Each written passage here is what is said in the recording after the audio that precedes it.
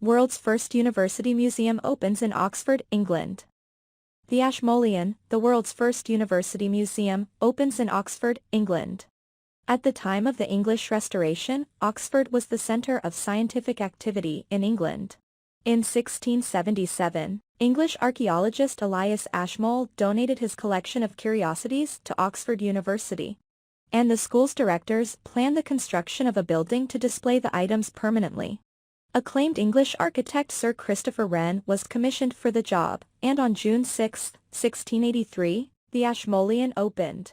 The first modern museum, the Ashmolean, was designed to display its collections, organized so that Oxford University could use it for teaching purposes, and was regularly open to the public.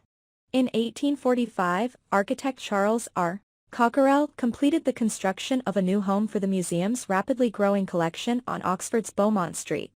Today, the collection at the Ashmolean Museum of Art and Archaeology ranges in time from the earliest implements of man, made about 500,000 years ago, to 20th century works of art.